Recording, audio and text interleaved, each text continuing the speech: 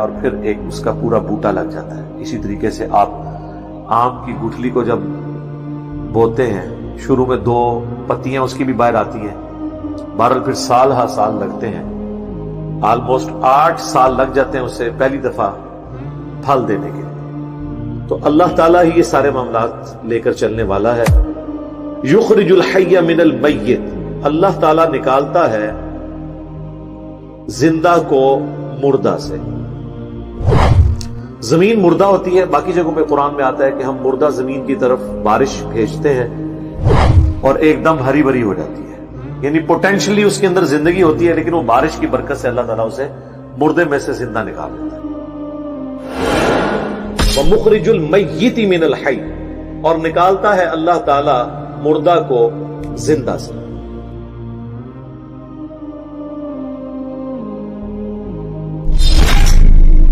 بظاہر تو انڈا مردہ ہی ہے. بعض لوگ سائنٹیفکلی اس کے اوپر اعتراض بھی کرتے ہیں کہ جی وہ انڈے کے اندر زندگی تو ہوتی ہے اور آپ یہ مثال کیوں دیتے ہیں.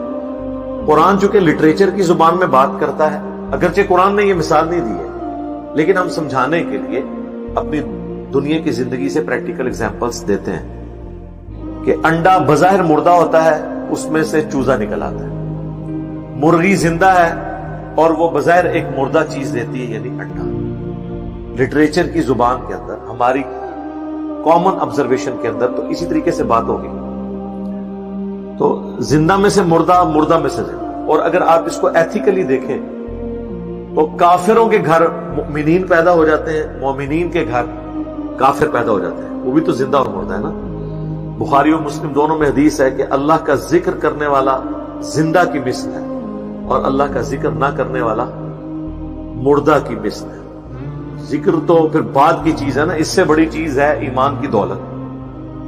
جو ایمان لانے والے ہیں وہ زندہ ہیں، جو ایمان نہیں لانے والے ان کو اللہ نے قرآن میں مردہ کہا ہے. سورۃ الانعام میں یہ آیت گزر چکی ہے کہ حق بات وہی قبول کرتے ہیں جو بات کو سن لیتے ہیں، اور مردوں کو تو اللہ تعالیٰ قیامت کے دن ہی اٹھائے گا.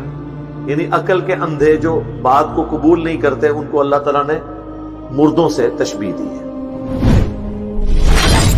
ذالکم اللہ فأنا تؤفکون، یہ ہے تمہارا اللہ، تمہارا رب، تو کہاں پھیرے جاتے ہو، کہاں بہہ کے جاتے ہو. یعنی جس رب کی یہ کوالٹیز ہیں اسے اپنا معبود مانو، اسے اپنا الہ مانو اور اسی سے ہی دعائیں مانگو.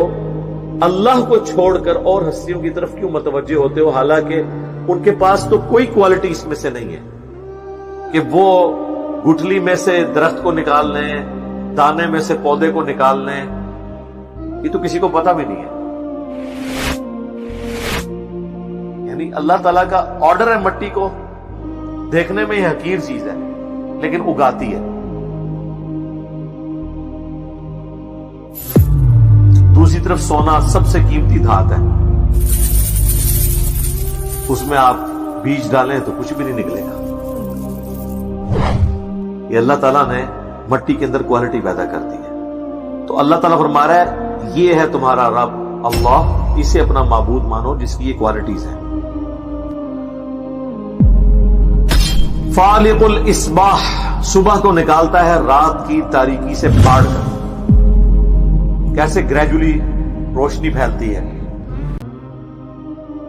وجعل اللیل سکنا، اور رات کو اس نے بنایا ہے آرام کرنے کے لیے.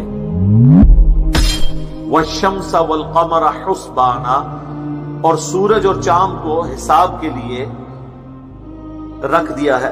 سارا یہ حساب ہی سورج اور چاند کی وجہ سے چل رہا ہے، چاہے آپ کے لیونر ایئرز ہوں چاہے سولر ایئرز ہوں. پھر چاند ایک کیلنڈر بھی ہے آسمان میں. آپ دیکھیں کہ چاند جب نکلتا ہے بالکل باریک ہوتا ہے، پھر وہ سیمی سرکل بن جاتا ہے 7 دن کے بعد، پورا سرکل بن جاتا ہے 14 دن کے بعد، پھر وہ دوسری طرف سیمی سرکل بن جاتا ہے 21 دن کے بعد.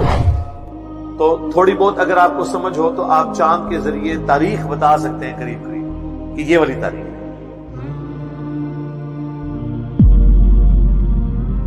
یہ اللہ کی طرف سے کیلنڈر ہے. پھر روزانہ کا ایک کیلنڈر 24 گھنٹوں کا، سورج کے نکلنے سے لے کر غروب ہونے تک. گھڑیاں تو اب ہم نے بنا لی ہے نا، پہلے تو لوگ اسی کے ذریعے سب کچھ کرتے تھے نا. ورٹیکل چیز اپنے گھر کی چھت پہ گاڑ لیتے تھے اس کے سائے کے ذریعے نمازوں کے اوقات بھی معلوم کرتے تھے، ٹائمنگ بھی معلوم کر لیتے تھے. پھر جس دن سورج نہیں نکلتا تھا اس دن پھر غلطی بھی کھا جاتے تھے.